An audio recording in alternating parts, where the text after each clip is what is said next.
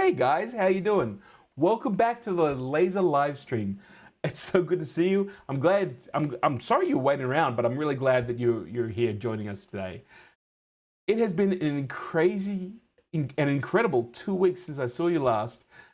Just a little bit of an update here in Melbourne, Australia. If you are in Australia or if you're in Victoria, you know that we've been locked down due to COVID-19 for pretty much as long as I've been doing this live stream.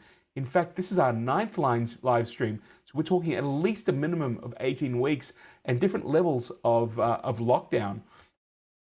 We got great news that we are definitely heading in the right direction, and they're talking about letting us leave our homes and our laser cutters, I guess, and actually start living a normal life again. So I'm really looking forward to being able to go back and see the guys down at Darkly Labs and make a few more videos. But I just want to say, even at this point, I want to thank you all for coming on board and hanging out with us here on the Laser live stream. I've learned a lot. I've met some really great people, and it's always a pleasure to be able to share what I've learned. And it's all a journey, right? It is absolutely a journey. Now, I see quite a few faces that I recognize from some of the other streams, so I want to go over there and acknowledge who's joined us here live on YouTube for the Laser live stream. I see Adrian from Cooktown is with us. Adrian, how are you? It's good to see you again, my friend. Rob Ozzy is also here. I know Rob Ozzy. It's great to see.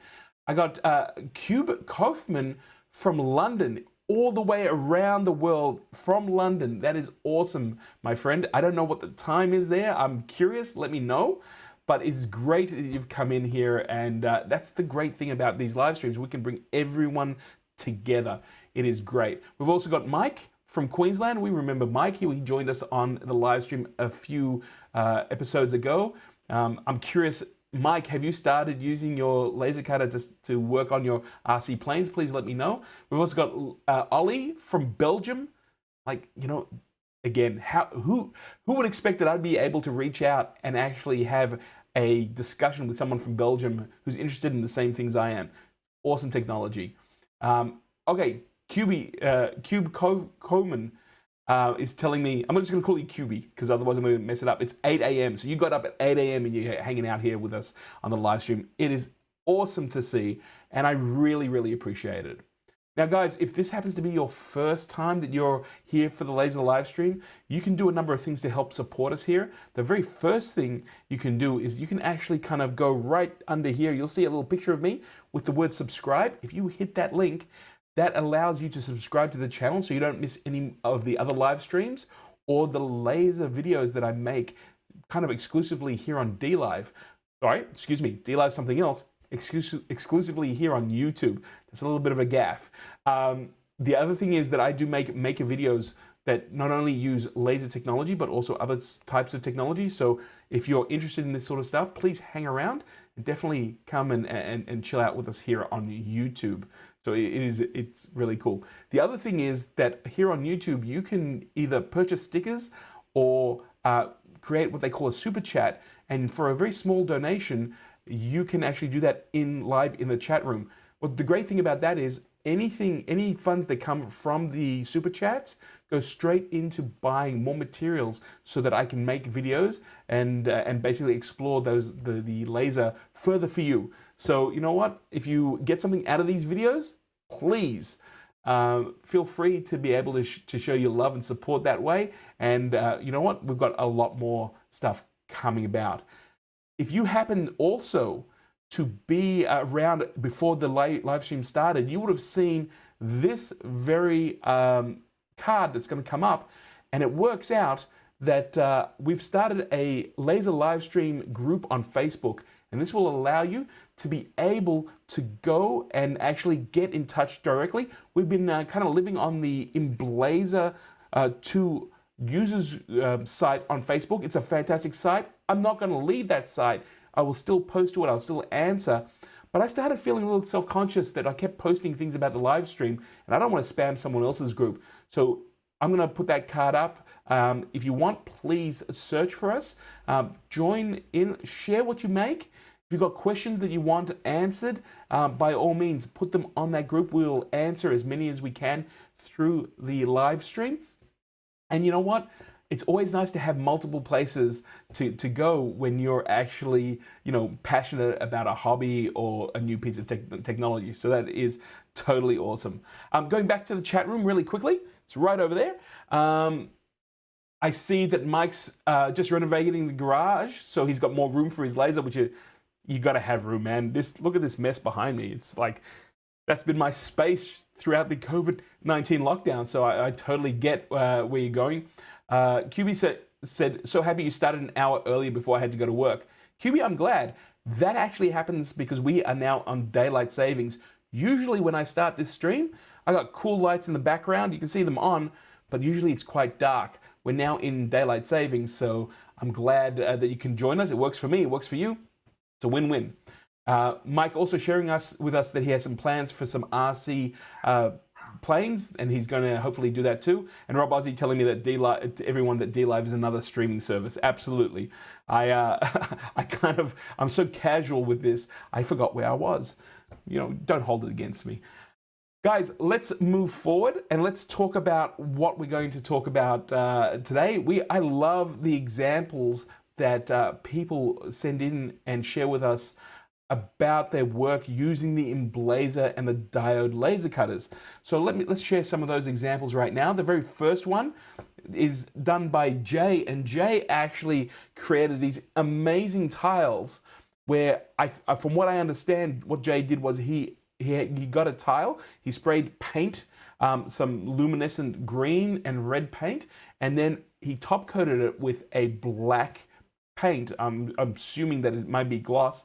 And then what he's actually done is he's used the Emblaser to remove the black paint and create these incredible portraits of Herman Munster and Lily, Lily. Marion's the daughter. It's been a long time since I've seen the Munsters.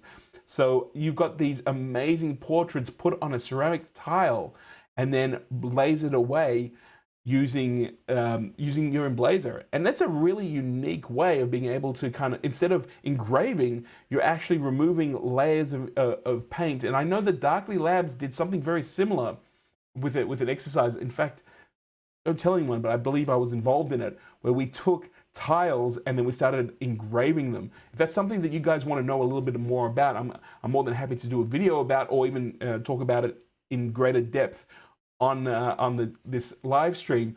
But it just shows you the versatility that you can get accomplished when you're using your lasers. So I love those things. They came out way better than I thought. It's very cool. Now on the next example, this is an example from Jay. Jay actually engraved this, it looks a little bit like Dumbo, on a piece of acrylic. We get a lot of comments, a lot of questions about, can you cut acrylic? Can you do it? Can you cut it? Can you engrave it? If there's one question that I get constantly repeated or asked over and over again, and in fact we're even going to go and deal with it again on this stream, is what's with the Emblaser and acrylic? Well, there you go. You can see the results. And what I believe Jay did was he used a rubber spray can. So it's I think called Plastidip, or there's an Australian version of that material. What you do is you spray it on top, and then when the laser hits the surface, it transfers its energy, but it doesn't last, because the minute you cut through that rubber surface, the light goes all the way through.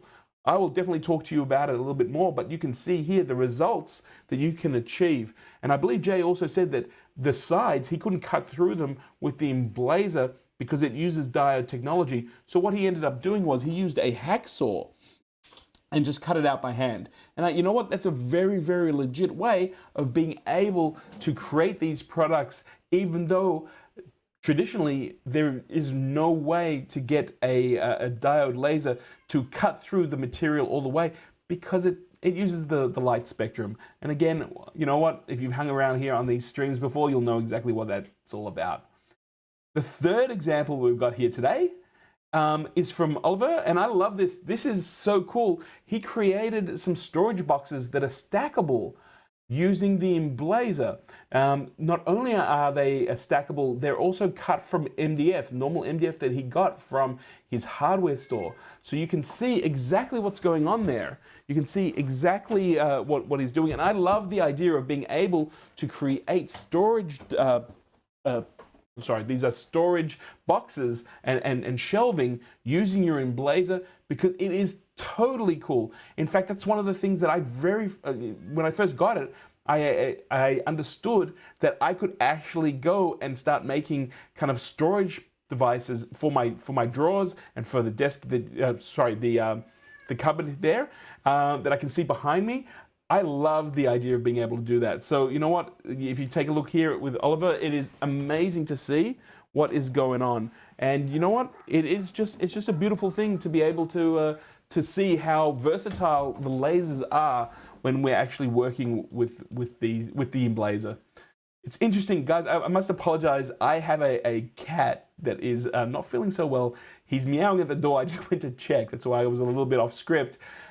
He's okay, but if he jumps up, he'll be my co-host for today. So if that happens, it'll all be cool. He usually jumps up behind the 3D printers. So if you see that happening, maybe we'll have to talk to Dom about getting a prize. Maybe we'll get a prize for the next time something like that happens. All right. Well, sorry guys, he threw me all off. Well, you know what they say, the show must go on. And with going on, let's take a look at this great example of some of the work that's done.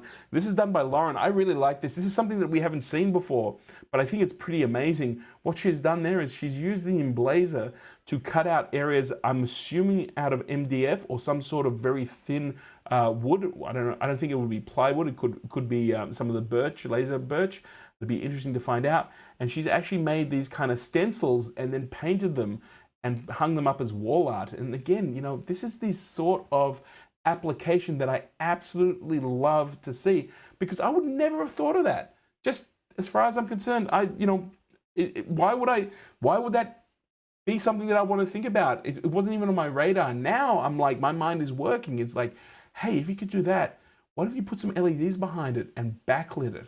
What if it was part of an installation? What if I used it as part of my old 80s hi-fi system that I'm putting together? And I'm starting to think, your mind goes, and that's what I love about this type of material and sort of project, because you can see very, very cool stuff happening, just really, really quickly. And again, it wouldn't take you too long to be able to go and do something like that, but it is incredibly creative, and I hope that inspires some of you to kind of think a little bit out of the box of what you can apply your laser to and see what you can actually create. There you go. Hello. It's the real world, guys. My cat likes to sit either on top of my Emblaser or come and say hello. So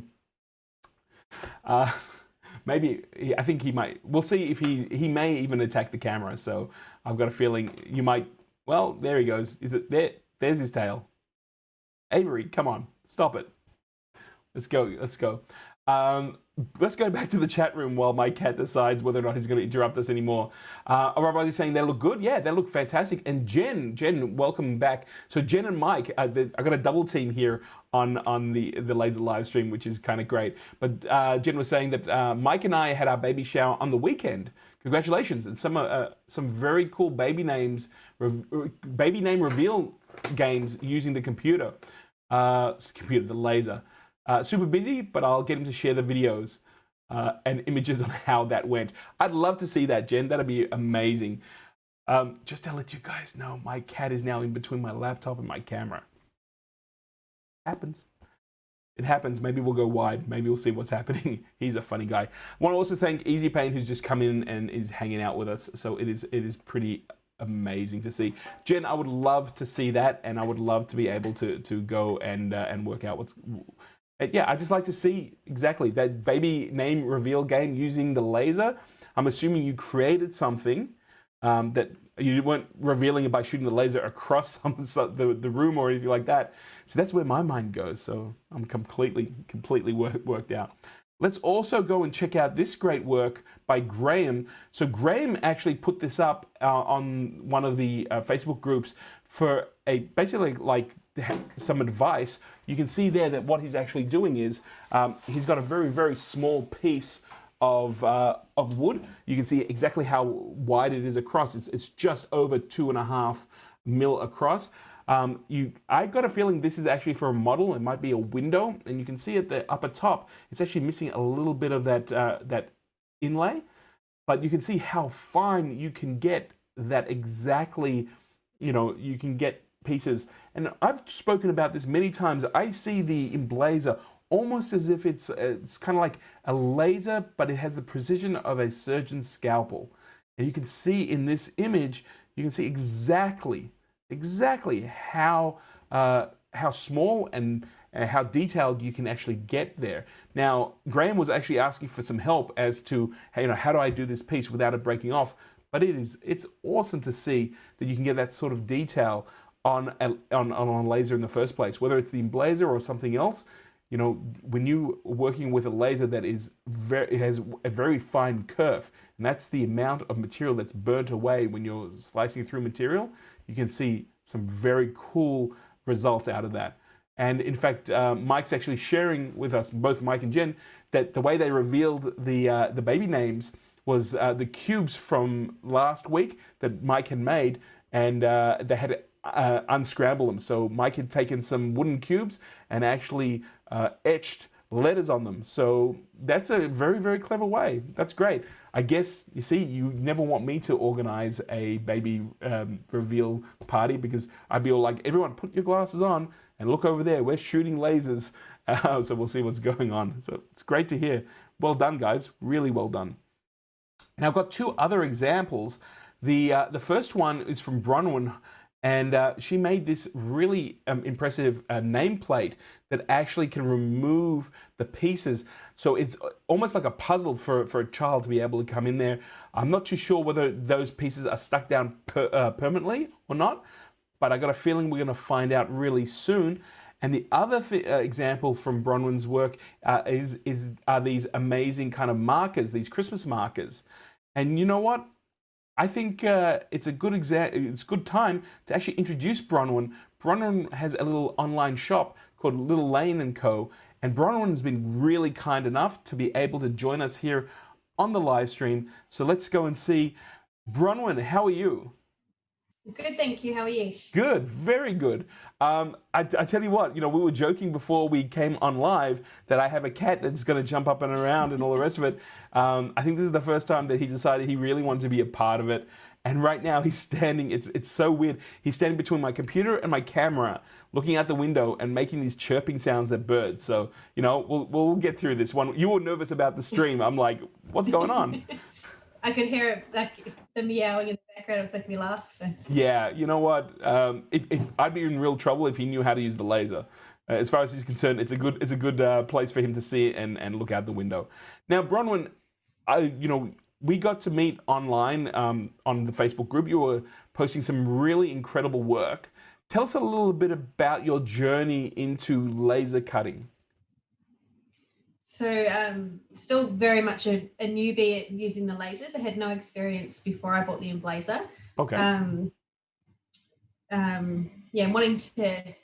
Wanted to use it for my business, to have more variety. So I do other sort of stuff within my business as well. But found that the Emblaser was exactly what I wanted. So I did a lot of research online and wanted something that was more sort of compact, easier to use, sort of less maintenance and things as well. So that's amazing. Yeah. So you basically you had no experience on lasers or anything like that. You did some research. Did you do it all online? Did you go and speak to someone who had a laser to get some information? I'm just curious I'm really fascinated at how people go from like not having a machine to then creating these incredible pieces of work. So what was your process?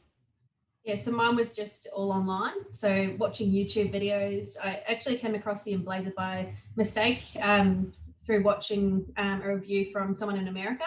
Okay. It was one of the last I talked about. So I went and had a look and saw that it was Australian made and here in Melbourne where I'm from as well. Right. That really sort of caught my eye because I was like that tech support and things like that was going to be really good because it was here in Melbourne where I live. So. Yeah, look, I mean, I talk about it all the time here. It's so nice because usually this type of technology either comes out of China, it comes out of Europe, it comes out of America. It's so nice to be able to have a machine that's made in Australia and it's an Australian company, and the tech support is great. Now, if you happen to be in London or anywhere else, you know, you're dealing with what we normally have to deal with, being so far away from everywhere.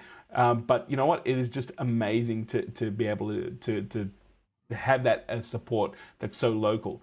Now, when you started looking for a laser, what were your options? Do you have a budget? Do you know what you were looking for? Not really to begin with, because I hadn't really looked into lasers at all. So, Okay. So didn't want to spend too much, but wanted something that was really good quality and, was going to be what I needed for my business. So, it was just sort of perfect to come across it. It was the last one I'd sort of come across, which was really good. Okay, so so tell us a little bit about your business. Obviously, you needed a laser to be able to create some of these things. Let us know what your business does and what your plans for your business are long term. So in my business, I make sort of personalized gifts. So to begin with, I've made like little milestone discs for pregnancy, for announcing, like whether you're having a girl or a boy.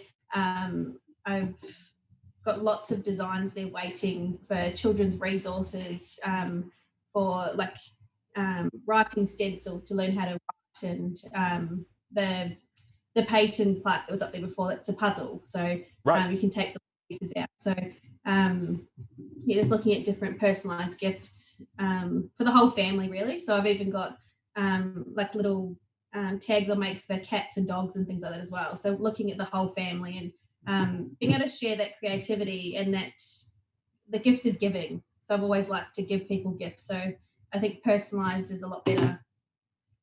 I think you need to make a tag for my cat, which is like, you know, on air, do not walk across the table.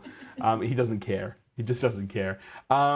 Great. I mean, so it sounds like, you know, you wanted to make things kind of bespoke a little bit for people. Did you look at other technology before you looked at the laser? Well, I've got other technology I use. So I've got like a cutting machine I use for vinyl. So I had some experience with using Lightburn. It was easier because I used design spaces before then. So I just wanted, like I said, add to my business. So I can cut vinyl and heat vinyl and stuff like that already. So that was just taking it to a next level in the creativity. And I'm sure you know, don't put vinyl into the laser, right? No. So did you, what model of Emblaser did you end up with? The Emblaser 2. Okay, so were you aware of the Emblaser core when you made your purchase? Yeah, I looked at that because obviously the price was a little bit cheaper, but because it was a kit set one, I didn't sort of have the smarts, I don't think, or not sort of, so I just sort of building things. So that's why I went for the Emblaser 2. That's okay. I mean, look, you know what? The Emblaser core is really marketed and designed for people who want to get their hands dirty, that aren't scared to kind of put something together or maybe kind of tweak it, where the Emblaser 2 is really designed for a classroom model or take it out of the box and be able to use it straight away. So one of the things that you mentioned before was that after you did your research, you had lots of projects that you were already happy to go with. Can you tell us a little bit about some of those projects and maybe you know what worked, what didn't work, and how did you find that whole process? So there's lots of things saved in the computer. Like I said, that creativity. Like once you learn how to do something, like the puzzle itself, I'd had that saved in the computer waiting. Couldn't wait to make it. But in my head, I wasn't sure how I was going to make it. It was actually by mistake by making the Christmas bauble with the first Christmas on the back. Right. That I worked out how to do it. And I was so excited because I was like, that was really simple. And I was like, by mistake, I'd learned how to do it. So, I just one moment. I just got a very a very kind donation from someone in the chat room. So I just want to say thank you to Charlotte Rose, and I'm sure my cat's name's Avery, so he's a little bit of a star in his own right. So basically the donation is for a meal for him. So thank you so much.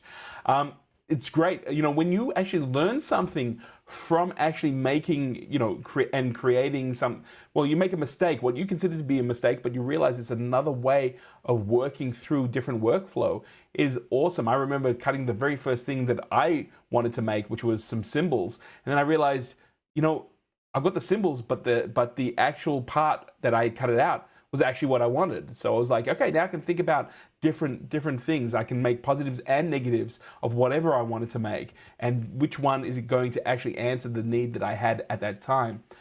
Now, did you have experience with any sort of layout software? You did mention that you had a vinyl cutter. What was the journey like using Lightburn to get the Emblaser to create the things that you wanted to make? Oh, hang on a second. Wait 1 second. I'm so sorry. I don't know what happened here, but try it now.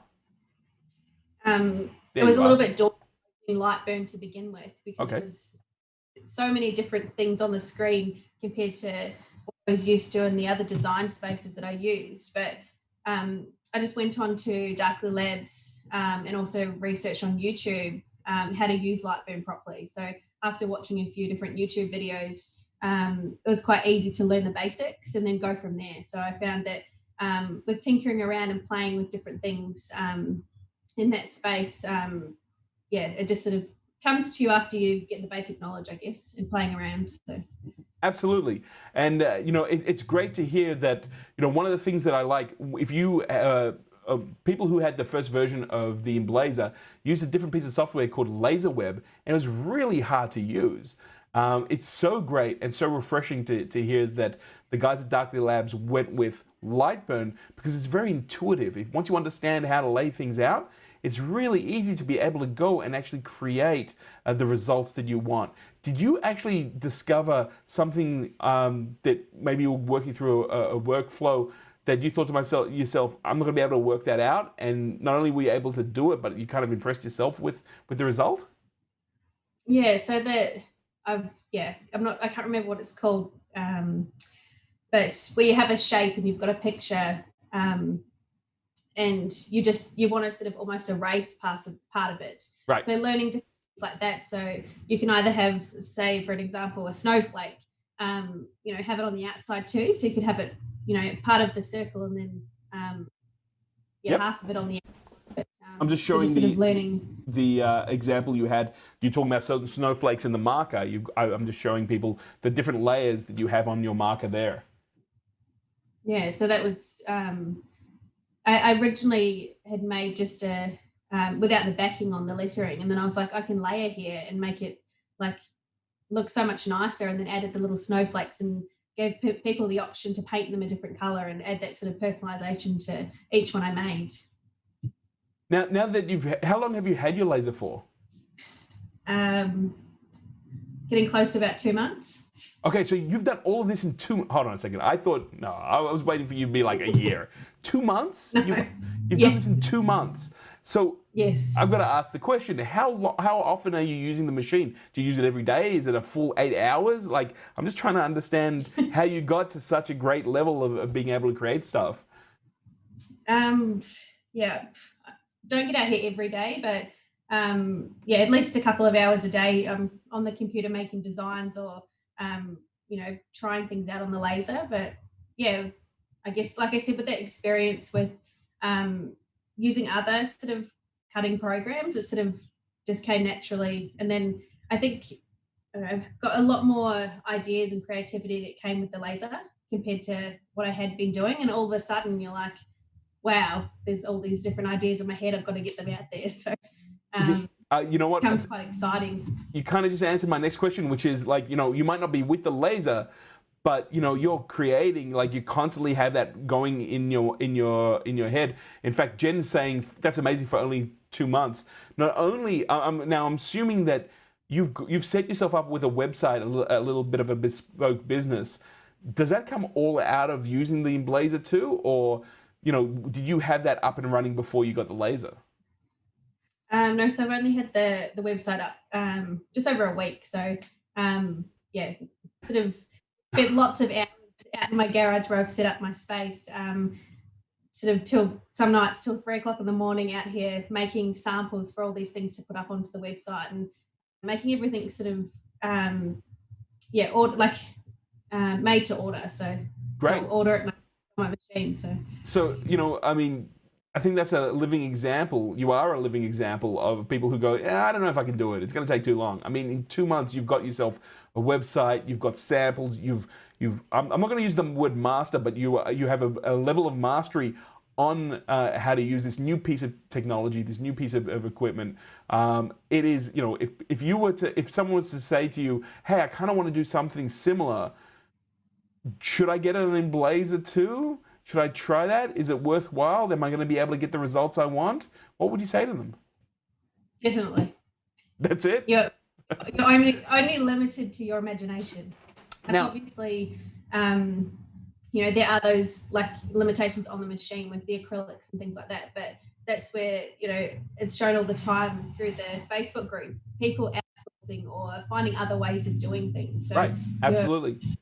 People sort of look at it and say, look at the things it can't do rather than what it can do. So, yeah. I think that's a great attitude. It's not about what it can't do, it's what it allows you to be able to do. Now, I'm just curious, do you use materials, and in fact, Jen's just asked the same question, which is, where do you purchase your materials from? Are you going to Bunnings? Are you going to specialist laser places? What type of materials are you using? So just to have a bit of a play around and things like that, I have been using Bunnings ply. So the stuff that is on my website is either Bunnings ply or some of the discs I've sourced from a supplier, okay, which is the ply. So, and I've also just purchased from Plyco here in Melbourne, sure. some birch ply as well. So I've had my play around with the Bunnings ply. Now it's time to move on to something a little bit better. Did you find that you got the results you wanted from, let's say, the Bunnings ply? It was temperamental at times. Like a lot of the time it did cut through, but then there's other times where you do, have it set to 3 passes. It got through everything else, and yes, then it would touch through the other side on parts of the job I was doing. So, but overall, it was good to have a bit of a play around and learn to use the laser definitely. But you're definitely able to do stuff with the Bunnings ply. Right. I mean, again, not all materials are made equally, and I know that I have some great results with, let's say, Bunnings 3mm MDF, and then I'll get that one piece where they've obviously got more fibers in it, and I can run it 12 passes. It's just not going to cut through because it's very fibrous as opposed to something. So, Bunnings ply I haven't tried. I mean, I have definitely tried the Plyco stuff, and laser materials. Like if the material's designed to be cut on a laser, it always works every single time. So again, it's really interesting.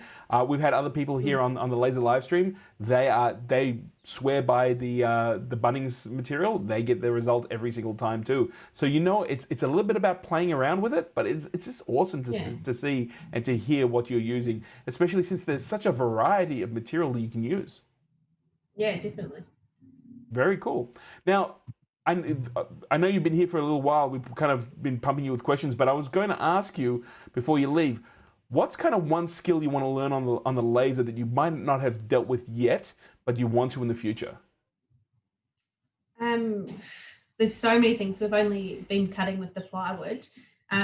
So I would like to, because I've seen that on the acrylic, because I've got the LED lights that I sell as well. So I'd like to do, get the spray, the rubber spray? The rubber over first. Yep. And just play around with different materials because, being only a couple of months in, there's still so many more opportunities to try different materials and, just keep creating different things. I love hearing that. I think, as long as you can get material in, just test it if you don't know exactly what it's made out of. Make sure it's not chlorine based and you're ready to go, basically. I mean, I'm trying to work out how to, and I've seen it around, there's material that you can etch into and it has a very thin layer of a color, and then underneath it's either white or black. So it's designed to actually be used for signage. but I want to kind of get in there and play with it with the laser and see if I can get like a two-tone maybe motif going with it. It is really kind of cool. Jen in the chat room is actually sharing with us that they found that they got much better results from Plyco, but it's expensive to ship to Queensland, so we're searching around for local places. Yeah, I totally can understand that. Still get some wins from Bunnings Ply for sure. So again, when it comes to supply and demand, I totally get it. It's one of those really rare moments that you have where if you're stuck in Melbourne like we have been for the last couple of weeks, having a local supplier allows us to be able to get our hands on that material and be able to work through it. And I also know that Darkly Labs also has material that is cut to size for the Emblaser too.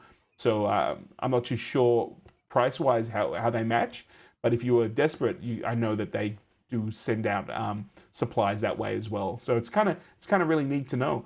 Bronwyn, what's the name of your company and how do they get in touch with you to take a look at your work? So the name is Little Lane Co. I've got Facebook and Instagram. So I think you're going to be linking down bottom of the video. We'll put a link in the description below afterwards. And on my website, it's got links to my Facebook and my Instagram as well. So fantastic. Available all three of those avenues. Bronwyn, it's been really a pleasure to have you here and hear your journey. Again, I think you blew everyone's mind when you said you've been only doing this for 2 months. How about this? Would you come back on the show in another 2 months so we can see what you're doing next, in the next 2 months? Yeah, sure. There you go. All right. Maybe we'll do this every 2 months. We'll tally up what you've learned since, and we'll use that as the growth chart of how you should use an Emblaser. By the third time, I won't have you back on because you'll just be like, forget, I thought I was doing good stuff. You'll be like, done. Bronwyn, thank you so much. I really do appreciate you coming and sharing your story. We've got people in the chat room also saying it's great to hear your story and to share. It's awesome to hear that you've been able to start a small business. I know that we were talking before, we didn't touch on it, but you wanted a home business because you got a little bub and you're able to continue kind of exploring your creativity using a laser that's literally in your workshop. Yeah. Great. Thank you so much for having me on. My pleasure. You know what? It's always nice to have someone to have a conversation with. As much as I like to talk to myself, I don't have to do that in front of a camera. So it's always best to be able to do that. Bronwyn, thank you so much. And I really look forward to seeing the other things that you make. And please share with us both on the Facebook group and directly. I'd really love to know to see what you come up with. Thanks so much. Cool. Thank you. Amazing. 2 months. 2 months, and you're able to embody such a great result out of the Emblaser 2. I was stunned. I think you guys saw that. I was just like, what's going on? I thought I was doing okay in 2 months. Bronwyn's obviously on a mission, and she's definitely getting the results that she wants. It is awesome to see. And again, it's great to be able to share those journeys. So if you've got a machine and you're kind of getting stuck at a loggerhead or maybe a bottleneck and you're not too sure how to proceed, I think what Bronwyn was saying was go online, go look at videos, go look and speak to people in chat rooms on Facebook, and you're more than welcome to come and hang out with us here at the new Laser Livestream Facebook group. We'd love to have you a part, and if we can, we'll definitely help you. It's all about sharing and growing together. Just because someone hasn't worked out a solution by actually asking the question, you've got an incredible resource, not just in the groups, but also with the Darkly Labs team. So it is great. It is just great to hear what Bronwyn had to say and share her story. Whew. I think my cat left me. He's not going to walk in front of the camera anymore. I think he went off to go and get that fish meal at Macca's. He's going to come back round. Thank you so much again, Charla Rose, for that very, very generous sticker. It's great. Guys, we're moving into the question and answer section here on the live stream. Thanks, Gil. It's a great community. Jen, I've got the community on Facebook is actually not mine. I contribute to it. But as I said, we've just created a brand new group, which is called the Laser Livestream Facebook group. It's not to take away from the Emblaser 2 users group. That's an amazing resource. I'm still going to be there. I'm still going to have conversations with people. I'll still post there. I just kind of was feeling a little kind of weird because lately I've just been posting about the live stream, and I didn't want to kind of self-promote and kind of do kind of weird things like that. So if you please come and join us on the Laser live stream. I'll be posting a lot of the video stuff and also having conversations. That way we don't bog down the general talk and the support that goes on in the users group. Now, Kubiman was also asking, I've started saving for the E3. Did Dominic hit on a price? All we know is two things. There's an E3, and it's going to be able to output 10 times the amount of the E2. That's all we know. That's all we know. I've tried twisting his arm. I actually even said to him, if I get a work permit, can I come down to Darkly and play with the new machine? He goes, no. so I got shut down on that. But I'm totally, if we get a price, look, if we get any information from Dom and the guys at Darkly Labs about the E3, you better believe that I'm going to be telling you here, especially since he actually revealed that there was an E3 on someone else's live stream. I was like, Dom, seriously? Seriously, man, we got to talk. I know where you work. Don't do that again. So we'll definitely see. And Jen, yeah, it's going to be exciting. I really want to start building a community that supports and helps. And it's not just about the Emblaser. We're going to talk about diode lasers in general. So of course, my preference is to talk about the Emblaser and the Emblaser range. But if someone has a diode laser, we can help them out. Why not? I think it's good for everyone. Q-Man says, cool. Yeah, man, I will definitely keep you up to date as much as I possibly can. Now, let's check out some of the questions that I got. I got to be honest with you. I get some questions that just get repeated, but you know what? If you keep asking them, I'll keep answering them. So the very first question we've got is from Kevin. Kevin said, when I set my material height, the nozzle hits the material and moves it around the bed. Any idea of what I'm getting wrong? And you know what? I've got to say, I had to think about that one a little bit. And I actually went to my E2, so my Emblaser 2, and I tried to recreate that problem. And then what I realized, Kevin, was that there are two things that I'd want you to take a look at. One is, well, they're both settings in Lightburn, and one happens to be a support height, and right next to it is a little window that says material height. Now, if you're using the Emblaser with the mats, the support height is always at 10 mil. So that's how high. No, it's not 10 mil. It's more than that. I've actually forgotten. But there's a set height for those mats. Now, your material height happens to be how high or how thick your material is. So if you're cutting 1 mil piece of material, that's where you put the 1 mil in. Or if you've got a 3 mil piece of, let's say, MDF, that's where you put that in. Or if it's a 6 mil piece of wood, you'd put that in. Now, I'm assuming, because you didn't give me too much information there, Kevin, that you may be putting both or missing out on one of those numbers. So you may be looking at the support height as the material height, or you may be missing out on that support height altogether. If that's the case, the laser head trying to get its optimum focus would actually go too low and then may drag around the piece. I'm also going to make another assumption, which is if it's dragging the piece around, it could be that the piece of material might be some paper or some material, because if it was a big piece of wood, it'd be very hard for those motors to pull around. If that helps, let me know in the comments below. If not, let me know a little bit more information. But I've got a feeling that it may be some of those height and material settings in Lightburn. So yeah, definitely check that out.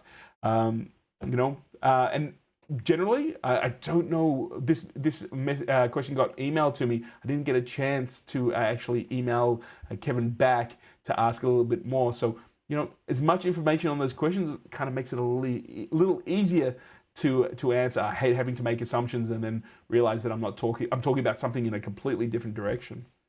Now, our second question made me smile.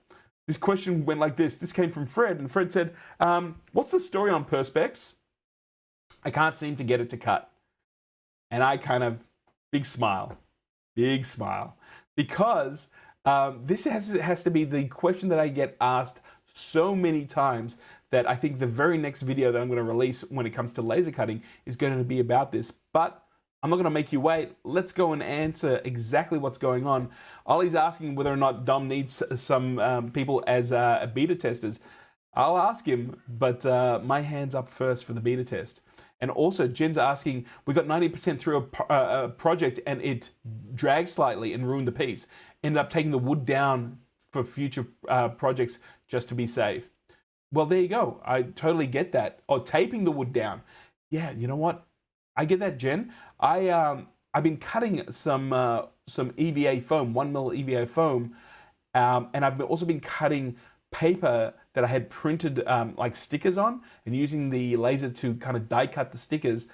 And because of the curl, both in the foam and in the paper, I've been using pens and wooden pencils to just put a little bit of weight and keep that down. It's terrible when you actually have a project that moves. I'm wondering how thick you would actually have the material for it to move. And the other thing, Jen, where was your focus point? Because usually the focal point to burn through a piece of material, right? The way the laser works is it kind of, the lens focuses down to a point and it comes back out. So you want to make sure that the height from where the top of the laser is to, so I'm talking about the bottom of the nozzle, sorry, to the top piece of material, it has to be a set height. And that's what you actually set the very first time you use the Emblaser 2. You get a little card, it prints out a whole bunch of really thick lines. You pick the thinnest line. That measurement is exactly how high the laser has to be. And it usually has to be a little bit higher than actually touching the thing. So I'm curious. I'm just curious, maybe you guys can share with a little bit more information on the Facebook group. And Mike's saying, yes, I need to make some of those mag clips. Well, definitely, man. Go check out the video that I made. Those mag clips are amazing. I use them for any strong material, rigid material that's not going to fold. Those mag clips are a godsend. And Jen's saying a temporary solution. I got that. That's great. We were talking about Perspex, so let's go and talk about how we actually, why does Perspex not cut like some CO2 lasers? And the answer to that is due to the fact that it all has to do with wavelength. If you look at that first bar, that happens to be the spectrum of wavelength of energy. On the left-hand side, you've got gamma radiation. It's not going to turn you into the Hulk, but then you have X-rays. We all know what an X-ray is. Most of us probably have had to go through it. We've got ultraviolet. So ultraviolet is used in a lot of camera sensors, especially like at nighttime. We've got infrared. So think about your remote control. You've got radar. Well, that's to make sure we don't hit each other when we're flying around in the sky. FM, well, we're familiar with that as well. That's the radio spectrum. TV, shortwave, which is again another radio spectrum, and then AM. And if you look right in the middle, kind of a little bit to the left, you have what they call the visible spectrum, and that's how we actually see things. Light works in this very finite corridor of energy, and going depending on where you start, but from the left-hand side, you have very high energy, and there's colors like purples and blues, and you go right across to a low energy area, which is reds. Now, if you've actually kind of seen the Emblaser work with the naked eye, if you've taken that challenge, or if you've videotaped it, and that's how I discovered this, if you actually record it with a camera, or if you record it with an iPhone or smartphone, you'll see that laser happens to be blue, which is very much on the high level of spectrum within the visible light spectrum. So, you know, don't do it without wearing glasses, because if any of that light hits your eye, it'll be like someone flicked a switch. Your eye will just, you know, you'll go black and you won't ever see again. So don't take that risk. Film it with a camera, maybe a smartphone, and take a look. You'll see it's a very, very unique color of blue. And what that actually means is that in there, it uses a wavelength which happens to be 445 nanometers of light. And I mean, that's awesome. That's great. But it also means that if it is in the spectrum of visible light, if you can see through something, if something's opaque, if something's clear, then that energy is transmitted through the material just the same way as you would look outside a window. If you were looking into a dark room, you could take a torch and shine that light through the window. The window doesn't really dissipate the light at all, and you can actually kind of move it around and see in that dark room. It works in the same way. Now, CO2 lasers work in a completely different spectrum of light, which means that when their lasers hit a piece of acrylic, it's so dense that that energy is transferred in. And lasers became very famous at being able to cut and engrave acrylic. So people normally think laser, acrylic, they go together hand in hand. Well, that's not the case with a diode laser. So a diode laser is an amazing piece of hardware because you don't need to water cool it, unlike CO2 lasers. You don't need to extract, and vent the same way you would do with large, and powerful lasers, because they have enough force that they just kind of atomize whatever the material is and then vent it out. So you've got a machine that's really low cost. You can literally pick it up and put it in the back of your car, and you wouldn't have to outfit your workspace to make sure that it is, it's safe. So that, you're teeing up with the ability not to be able to cut deeply into acrylic. Well, we now know we can etch acrylic because we can use things like Plasti-Dip, which is a rubberized paint. And what that'll allow you to do is create a surface that will actually allow you to focus that energy in. But as I said before, once that laser actually burns through that rubber surface layer that you've sprayed onto it, it then transmits that energy all the way through the acrylic. So really, that's why you can get very fine detail etched with a diode laser, but you can't actually get all the way through. And that doesn't matter with how much energy a diode laser is actually going to be able to produce. So this is still going to be an issue with the Emblaser 3 when it comes out. When people hear, Gil, man, 10 times the amount, we'll blast through acrylic, no problem. I kind of say to them gently, that's not how physics works. You're gonna change the laws of physics. And unfortunately, as long as you have a diode laser, cutting on acrylic is always gonna be that issue.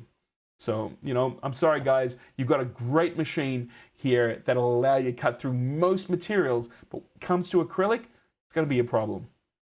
Jen's saying, wow, that's a cool graphic. Great way to explain it. Thank you so much. So fascinating and amazing what you can do with light. Light is just energy. And, it's amazing when you think about it that energy has different forms. And that's exactly what a laser does. It kind of amplifies and stimulates light to a frequency that it'll actually cut. And I believe that laser stands for, it's an acronym. So give me 1 second. I'm gonna get this acronym right because I wasn't planning to use it, but let me just give me I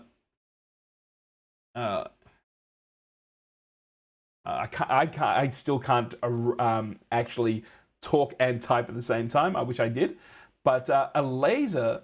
Let me just quickly put this up. It stands for light amplification by stimulated emissions of radiation.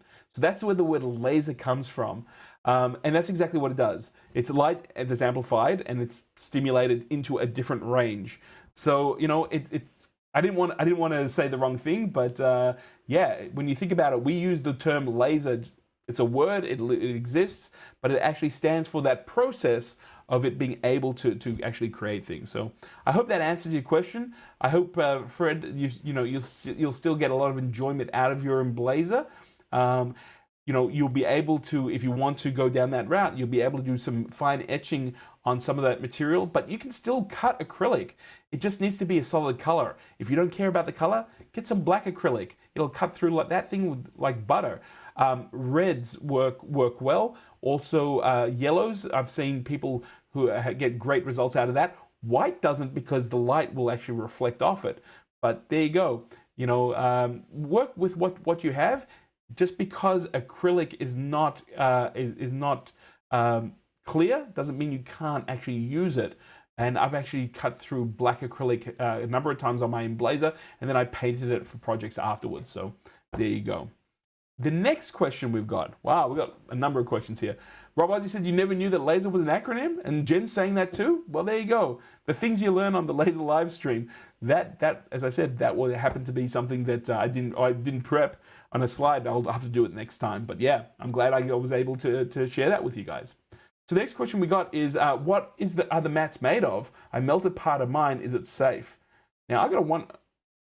So the mats used in the Emblaser 2 are made out of silicon.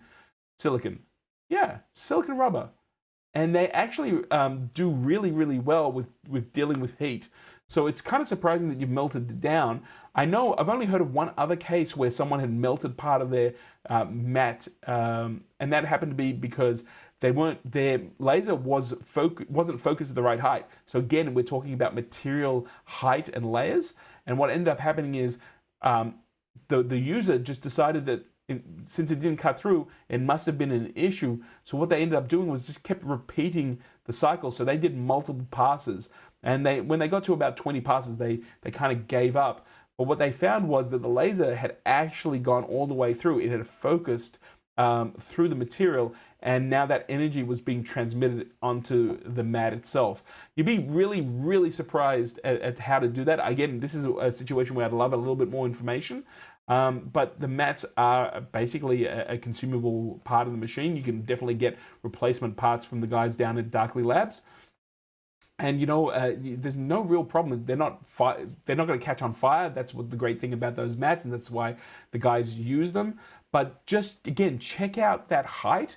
And my question is, how many passes? Because if you can't get through a piece of material on a number of passes that are actually in the Emblaser library, I would strongly suggest looking at the workflow and asking some questions. It is really interesting when I was dealing with these people who had melted their mat. I was kind of surprised that they had taken 20 passes at a piece of material that was 3 mil. And then when we went through the project, we realized what was going on. QB sharing with us as well in the chat room that the E2 is amazing. I can get through 6 mil poplar ply, although it takes a while. Isn't that cool? I mean, that says it all. It's 6 mil piece of material, and the cool thing, Kubi, is that once the E3 comes out, you'll blast that through in one pass. I mean, I've got a feeling that people who may find this live stream, they might actually end up, finding that they can get their hands on some E2s and maybe some E-cores quite cheap to get into the game, and then they'll scale up as they need to. It is going to be very interesting to see what happens, but man, I'm definitely looking forward to it. Let's go and check out the last question that I have here today, and that happens to be from Audrey. And Audrey asks the question, I want to burn a pattern into some calico material I have. Is it possible to do so without destroying the material? I think that's a really interesting question. There's, again, a number of elements that I have to ask. I'm kind of digging a little deeper into these questions, and I'm just going to, I'm going to go back to that question right now because I've got to just go reset something. But yeah, Audrey, you can definitely burn or etch a pattern into calico. My whole thinking would be you'd want to kind of engrave or kind of touch the surface of the calico. You don't want to destroy it. Calico is cotton, and I know that you can definitely cut and kind of engrave or burn a pattern into cotton. So calico should definitely do that. It will take some experimenting. It's not a material that's in the library, but what I would start doing is just using a design and start kind of stepping up the power and the speed of the laser. And if you do that design first time, maybe it's a line design, and it cuts all the way through, bring it back a little bit. If you're doing it a number of passes, pull it back a few passes earlier. It is kind of interesting. I don't know anyone who's actually done that before, but I'm strongly suggest taking a small test piece, putting into the laser, and seeing what results you can get out of it. At one of the maker spaces that I used to hang out with before we were all locked down due to COVID-19, they have a CO2 laser, and I know some people who made frames, took material, and the laser would then go and cut out the material for different projects. I do believe that they also kind of etched, I'm using the word etch because you're not really etching, but you're kind of burning, you're scoring the material a little bit to get a pattern or to get some sort of result out of it. I believe they did that as well with a CO2 laser. Now, that being said, there's no reason why you can't do that on the Emblaser. You know, it's not a situation where the energy is going to go right through. But if you do decide to run some tests, please stay with your laser. Material is flammable. You don't want to start a fire, but you never know what can happen if you've got too powerful a setting in the machine. And make sure that, that when you're running it, I would actually keep my hand very close to the enable laser button. So if anything you see smoke or anything like that, just hit that button. You cut the power to the laser, and then you can always go back into light burn and actually adjust your settings accordingly. Jen's also sharing with us that sometimes we do a number of small test cubes, cutouts of the material we want to work out how many passes are needed through before making the project. I do that every single time. And in fact, I don't use cubes, but I use a mixture of a sharp edge and a curve, because they're usually the two things that I want to cut out. So usually it's a curve, whether depending on what it is, or a straight line. Again, I apologize, just due to the lockdown, I haven't been able to get the videos that I was planning to put up, these standalone videos, but I have already worked out a video where I will go through different materials and the methodology that I use to make sure that I can cut all the way through. And Jen, it sounds like it's very, very similar, but that's definitely coming up. Oh, squares? Yeah, that's okay. Test cubes and squares, that's the same thing. I totally get it, exactly what's going on. So that's really cool. Guys, we're going to wrap this up here today. I want to remind you again, maybe you've come in towards the end of the Laser Livestream, that we now have a Facebook group. We call it the Laser Livestream group. You can see there, facebook.com/groups/Laser Livestream. We'd love for you to join in, and this is a great way for you to get questions across to us so that we can answer them, and also share some of the projects that you've made and that you're creating. The other thing that I'm going to ask you guys is that if you're here and you haven't subscribed already, just kind of go down here. You'll see the little picture of me with the subscribe. By hitting that subscribe button, you support the channel. And if you've come to the end of this, or you're watching this this live stream on repeat, and I guess repeat, it's now a video on YouTube. If you've gotten some knowledge out of this, or you want to support the live stream and what I'm doing here, and a number of the videos that I make, if you go down into the description, there is a one-off PayPal donation link, and that you don't have to put any information in. You just need to put the amount in. That comes to me as a one-off donation that helps me get supplies, and it also helps me find the time to be able to put these videos and live streams together. Guys, I want you, if you are anywhere on this planet right now, it seems that we're all in a COVID-19 hotspot. So please take care of yourself. Make sure that you wash your hands if you need to wear a mask. Hang out with your equipment, especially the Emblaser 2. Go create something amazing, and we will be here in 2 weeks' time to continue this journey of exploration and laser technology. If you happen to know someone as well who might be interested in lasers, please let them know about the live stream and the Facebook group, and I will see all of you next time in the next 2 weeks. Thank you so much. Stay safe and keep making.